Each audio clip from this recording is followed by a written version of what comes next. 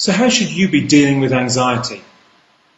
Well, very simply, what you should be doing is addressing the subconscious anxious mechanism that causes your anxiety in order to completely eliminate the reaction in your subconscious mind so that you can become completely anxiety-free. Now, how do you do this? Well, first of all, let me explain how the anxiety is built in your subconscious mind, and that will give you an insight then into understanding how we can get rid of that behaviour. Anxiety, inappropriate anxiety, is caused when the amygdala, the small organ in the brain that is responsible for the anxious response, in other words, the anxiety control centre, becomes reset at a higher level of anxiety than is appropriate.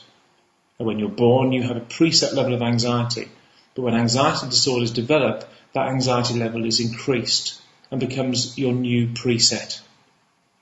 Now, how does this happen? Well, this happens very simply by some catalyst, an anxious catalyst, maybe stress or a bereavement or whatever, causing your anxiety level to move higher. And once that happens, your subconscious mind then makes the decision as to whether that new high level of anxiety is appropriate or not.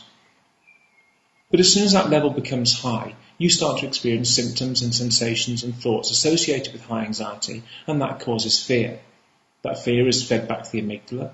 The amygdala reads that as a threat, sends out more anxiety. To cope with that threat, this produces more symptoms, which produces more thoughts and sensations, which produces anxiety, and so on. And so an anxious cycle is created. The key to overcoming this anxiety is to cure yourself, to remove the subconscious anxious behaviours that cause this anxiety. This is the natural approach. This is the only solution to anxiety disorders. But how do we do that? Well, what we have to do is convince the amygdala, the anxiety control centre, that you are entirely safe, that there is nothing in your environment that poses any kind of threat or risk to you.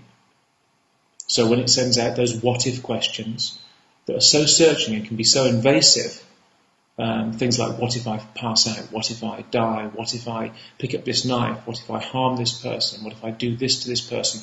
All of these thoughts are completely appropriate in the anxiety response because they're designed to do a risk assessment of your environment.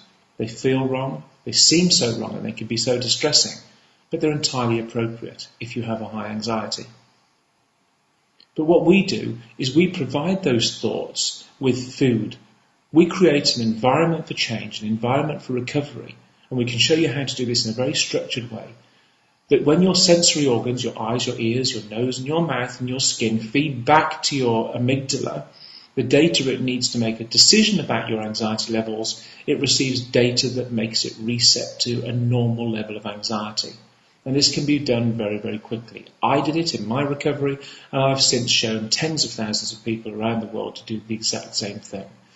And my psychologists and my team of counsellors are there to help you to do this whenever you need their support. And it can be done very quickly. In fact, I've had people do this in hours, not days, hours, and make a full recovery.